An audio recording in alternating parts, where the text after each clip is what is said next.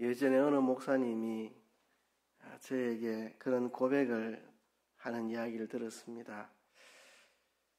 목회를 하다 보면 마음에 낙심이 될 때가 한 번씩 찾아온다는 겁니다. 내 자신이 너무 작아 보이고 무능해 보이고 초라해 보이고 내가 무엇을 할 수 있을까 싶은 생각에 낙심이 찾아올 때가 있다는 이야기입니다. 그 이야기를 듣고 제가 뭐라고 대답했겠습니까? 제가 이렇게 대답했습니다. 저도 목사님하고 똑같습니다. 저도 살다 보면 마음에 낙심이 들 때가 있습니다. 그 낙심 때문에 아주 넘어진 적은 한 번도 없었지만 그때마다 하나님이 새 힘을 주셔서 늘 툴툴 털고 일어나긴 했지만 낙심이 찾아온 때는 참 많았습니다. 낙심이 살짝 스쳐 지나간 때도 있었고 어떤 때는 낙심이 한 10분쯤 머물렀다 가기도 하고 1시간쯤 머물렀다 가기도 하고 심할 때는 며칠 동안 낙심에 젖어 있다가 물리친 적도 있습니다. 저는 어려서부터 교회에서 하나님의 주권 개별 섭리를 배웠기 때문에 어떤 현실이든 좋은 현실이든 나쁜 현실이든 다 하나님이 만들어주는 현실이기 때문에 우리에게 다 좋은 현실이지 나쁜 현실은 없다고 어려서부터 교회에서 배웠기 때문에 좋은 일이 오나 안 좋아 보이는 일이 오나 다 하나님이 주신 현실이고 다 내 구원에 유익되게 주신 현실이고 딱 내게 맞추어서 하나님이 맞춤 현실로 주신 것이다. 그렇게 어려서부터 믿고 살아서 저는 낙심이라는 것은 모르고 살 줄 알았는데 근데 살다 보니 그렇게 알고 있고 믿고 있지만 때로는 낙심이 찾아올 때가 있었습니다. 여러분들은 어떻습니까? 여러분은 낙심을 전혀 모르고 살아가십니까?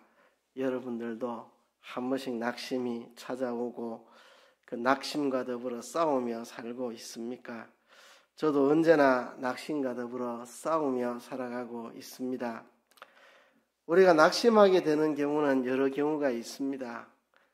내가 가는 길에 어려움이 있거나 반대에 부딪힐 때 낙심하게 되기도 하고 일이 뜻대로 안 되거나 결과가 내가 원하는 만큼 시원치 않거나 빨리 오지 않을 때 낙심하게 되고요. 무엇보다도 낙심하게 되는 것은 그 모든 상황 속에서 세상은 크게 보이고 나는 너무 작게 보이고 세상은 위대해 보이고 나는 무능해 보이고 나는 무지해 보이고 나는 무기력해 보일 때 그럴 때 낙심이 찾아옵니다. 또 누구랑 내 자신을 비교할 때 그 사람은 외모도 뛰어나고 언변도 뛰어나고 일도 잘하고 실력도 있고 말투도 아름답고 그런데 나는 외모도 시원찮고 일처리도 시원찮고 말투도 시원찮고 자꾸 이런 생각이 들면 사람들이 낙심을 하게 됩니다. 우리가 낙심을 잘 하는 우리들에게 큰 위로가 되는 성경인물이 있습니다. 바로 엘리야 선지자입니다. 엘리야는 불의 선지자라고 알려진 인물입니다. 갈멜산에서 바알과 아세라 선지자 850명과 더불어 싸울 때에 하늘에서 하나님이 불로 응답하여 승리하고 그 바알 아세라 선지자 850명을 다 죽인 권능의 선지자입니다. 이런 권능의 불의 선지자 엘리야조차 살 희망조차 사라지고 온몸에 힘을 다 잃어서 완전히 탈진하고 죽기만을 구할 정도로 낙심한 사실을 우리가 본문에서 봅니다. 이 엘리야의 낙심이 우리에게는 큰 용기가 됩니다. 불의 선지자 엘리야조차도 낙심하는구나. 내가 낙심이 찾아오는 게 비정상적인 게 아니구나 하는 것을 깨닫고 우리가 용기와 위로를 얻을 뿐만 아니라 이 엘리야의 이 사건을 통해서 우리가 어떻게 낙심에서 벗어날 수 있을지 지혜를 얻을 수가 있습니다. 성경은 꾸며낸 신화가 아닙니다. 역사고 진실이고 사실입니다. 그래서 위대한 하나님의 사람들의 장점만을 기록하지 않았고 실패와 실수와 단점들도 그대로 기록하고 있습니다. 다윗의 큰 범죄라든지 엘리야의 큰 낙심이라든지 이런 것을 성경은 여과 없이 그대로 기록하고 있습니다. 이것이 우리에게는 동일한 실수를 반복하지 않도록 우리를 도와주는 소중한 가르침이 됩니다. 오늘 본문에 보면 엘리야가 등장하는데요. 엘리야가 하나님 앞에 기도하니까 3년 반 비가 오지 않고 흉년이 찾아왔습니다. 그리고 이제 엘리야가 아합에게 제안을 합니다. 바알 선지자를 모아놓고 바알 선지자와 대결을 해서 불로응답하는 신이 참 신인 것으로 우리가 확정을 짓기로 그렇게 싸움을 제안을 합니다. 그래서 엘리야가 쌓은 제단에 하나님이 불로응답하시고 바알 선지자들이 자기들의 신 바알에게 제단을 쌓고 아무리 빌어봐야 불의 응답이 없어서 여호와가 하나님이심을 엘리야가 드러내고 승리하고 바알 선지자들을 다 잡아 죽게 합니다. 이렇게 위대한 일을 했지만 이세벨의 살기등등한 기세는 꺾이지 않습니다. 이쯤 하면 백성들이 완전히 여호와께로 다 돌아와야 되고 그리고 이세벨의 이 권세는 다 꺾여야 되고 그런데 여전히 백성들의 신앙은 불투명하고 여전히 이세벨의 세력은 기세등등하고 그 이세벨이 엘리야를 죽이려고 할 때 엘리야는 신변의 위협을 느끼고 피하여 도망을 갑니다. 엘리야는 로뎀나무 아래에서 이제 죽기를 구하며 완전히 낙심하고 힘을 잃고 죽기를 구하며 로뎀나무 아래에 처져 있습니다. 이런 상황 속에 하나님이 낙심한 엘리야를 다시 일으켜 세우기 위해서 엘리야에게 먹을 것을 주어 그것을 먹고 힘을 내게 한 다음 엘리야를 40주 40야를 걸어서 호렙산에 이르게 합니다.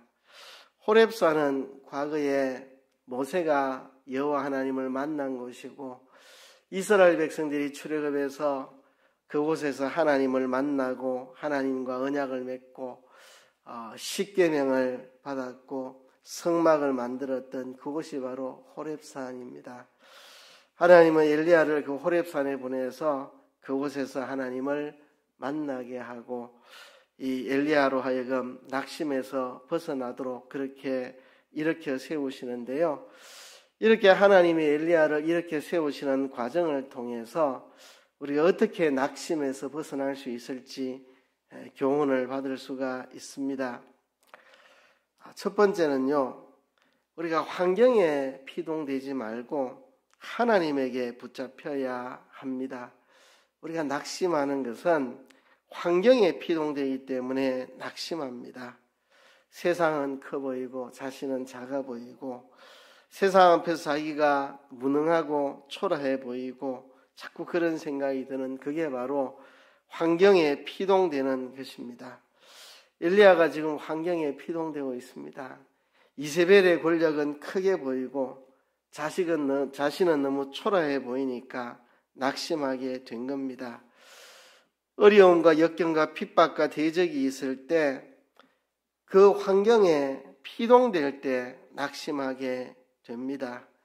엘리야는 지금 하나님의 일을 하고 있는데 엘리야 편에 선 동력자들은 너무 적어 보이고 대적의 숫자는 너무 많아 보이고 자기는 무기력해 보이고 이세벨은 아주 권세가 아주 커 보이고 이러니까 낙심을 하게 됩니다. 내가 하는 일에 열매가 빨리 안 맺고 내가 원하는 만큼 열매가 안 생기는 것 같으니까 이만큼 엘리야가 열심히 사역을 했는데도 이세벨의 사역 세력이 아직도 살기등등하게 건재하고 하니까 엘리야가 현실에 피동이 된 겁니다. 사실 엘리야가 이때 특별히 더 어려웠던 건 아닙니다. 과거에도 항상 엘리야는 어려웠습니다. 그렇죠? 과거에 이세벨이 여호와의 선지자를 잡아 죽이고 엘리야만 남게 되었을 때에 얼마나 어려웠겠습니까? 그렇죠? 그래서 엘리야가 바알이 신인지 여호와 하나님이 참 신인지를 증명하기 위해서 기도하여 3년 반 동안 비가 오지 않게 하였는데 그때 아합 왕이 엘리야를 잡아 죽이려고 사람을 보내어 쫓아다녔습니다. 그래도 엘리야는 낙심하지 않았습니다. 그때는 환경에 피동되지 않았기 때문에 낙심하지 않았는데 지금은 환경에 피동되고 있는 겁니다. 그러니까 지금 이 대목이 엘리야가 더 큰 어려움에 처한 게 아닙니다. 옛날부터 엘리야는 너무나도 어려운 시기를 보냈습니다. 아합 임금이 이세벨이라고 하는 이방 여인을 아내로 맞이하고 이세벨이 여호와의 선지자를 잡아 죽이고 바알 선지자를 국가 재정을 들여서 육성을 하고 엘리야가 얼마나 힘들었는지 모릅니다. 여호와의 선지자가 잡혀 죽고 자기 혼자 남아서 외로운 싸움을 하고 있는데 얼마나 힘들었겠습니까? 그동안 안 무너졌는데 왜 지금 무너지는가? 환경에 피동이 돼서 그렇습니다. 그동안에는 환경에 피동이 되지 않았는데 우리가 환경에 피동되지 않도록 조심해야 됩니다. 베드로가 물 위로 걸어오시는 예수님을 보고 주시어든 나를 명하여 물 위로 걸어오라 하소서 베드로에게 믿음이 있었습니다. 얼마나 그 한밤중에 그 큰 갈릴리 호수 한가운데서 얼마나 그 물이 두려운데 담대하게 물 위로 걸어갔습니다. 그러다가 이 베드로가 환경에 피동이 됩니다. 출렁거리는 물, 무서운 바람 소리 이런 거에 피동이 되니까 다시 물에 빠져들어가기 시작했습니다. 예수님이 그 베드로를 붙잡아 물에서 얹어내시고 그의 믿음의 연약함을 그렇게 깨닫게 해 주셨습니다. 그렇습니다.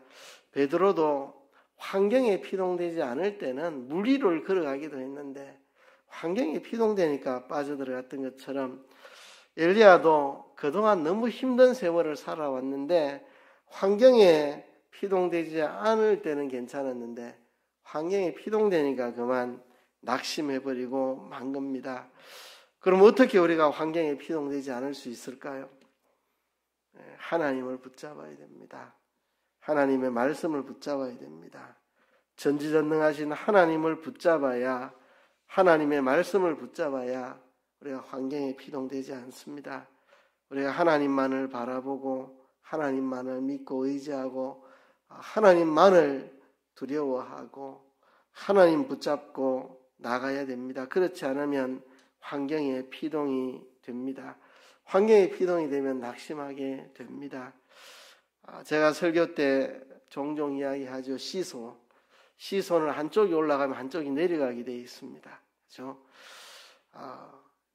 양쪽이 다 올라가거나 양쪽이 다 내려가지 않습니다. 한쪽이 올라가면 한쪽이 내려갑니다. 하나님을 의지하고 하나님을 붙잡고 살아가고 하나님 말씀 붙잡고 살아가면 환경에 피동이 안 됩니다. 그런데 환경에 피동이 되면 하나님을 놓쳐버리게 됩니다.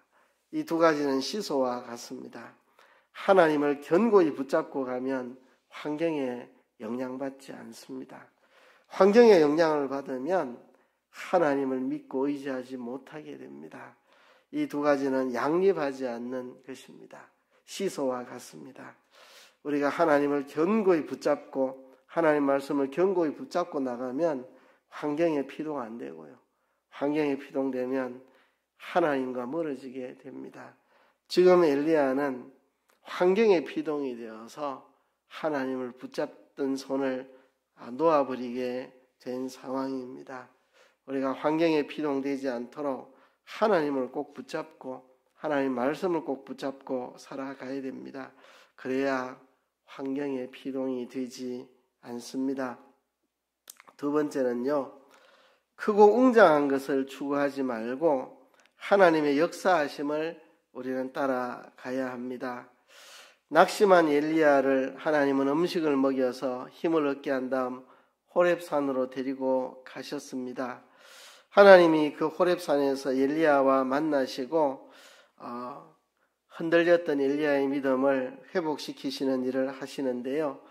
하나님께서는 엘리야에게 산 앞에 서 있게 합니다. 그리고 하나님이 그 앞을 지나가시는데 먼저 강한 바람이 불어옵니다.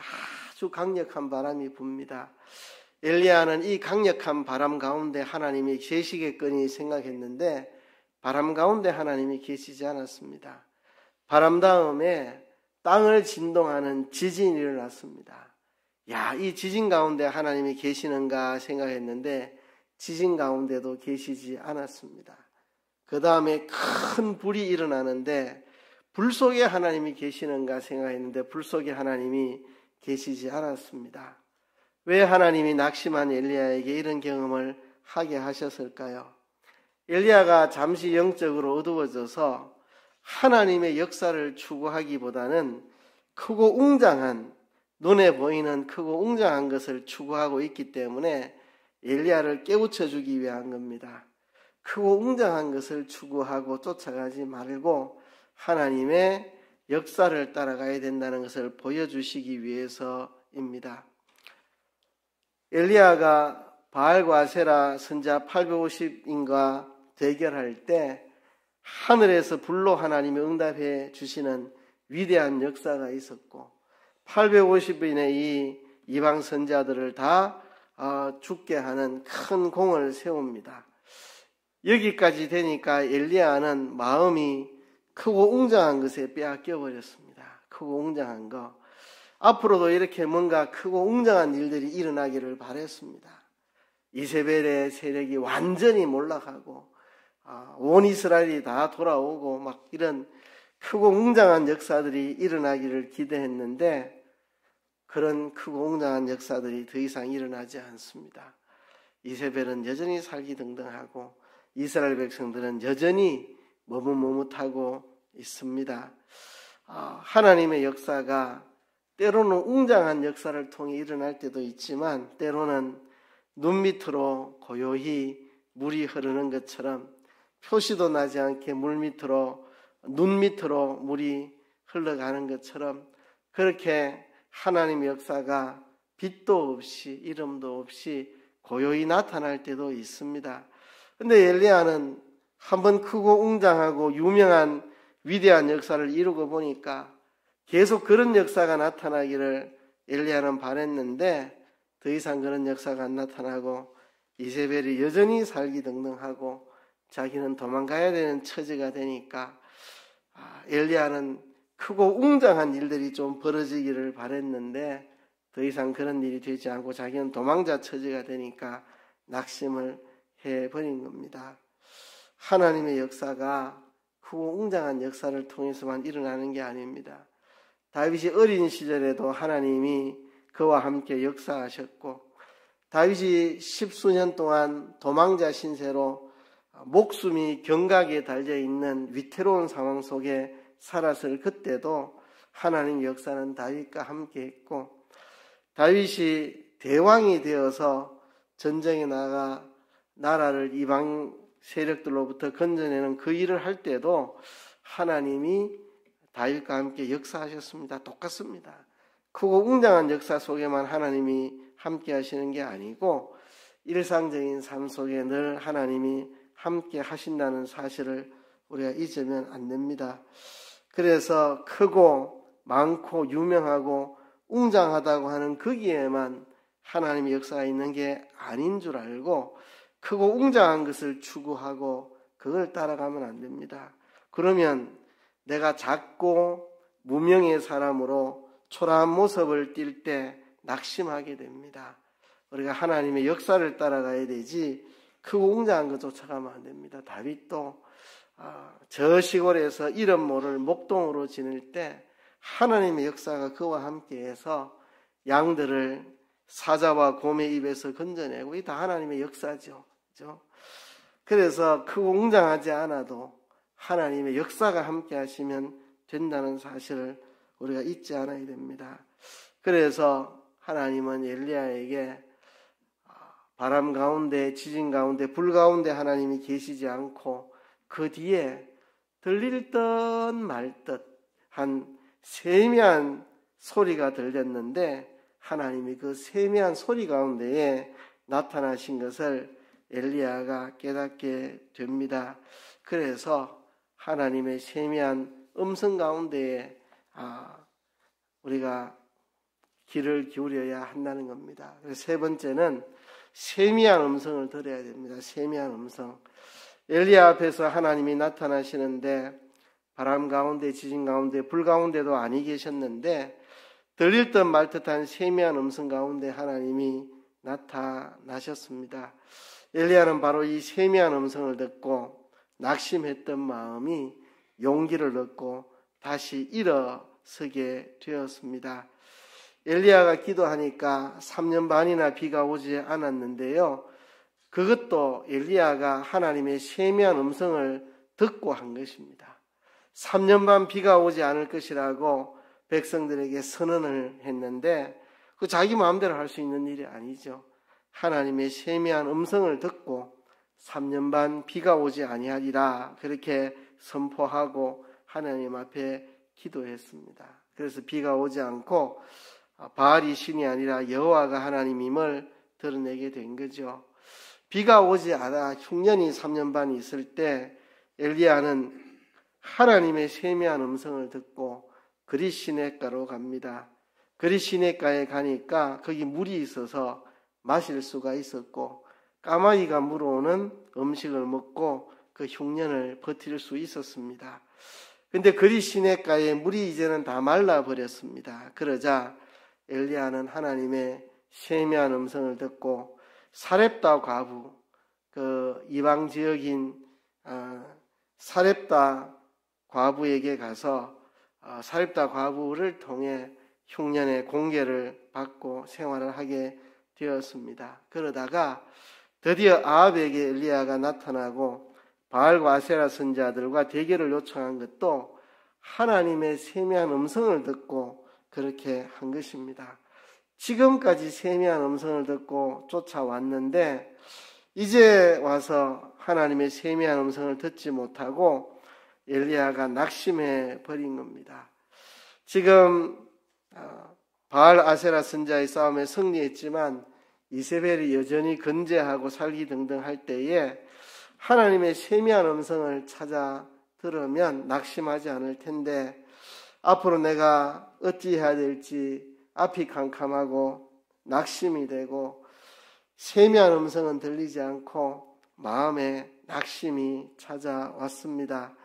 그래서 하나님은 다시 엘리야에게 세미한 음성을 들려주십니다.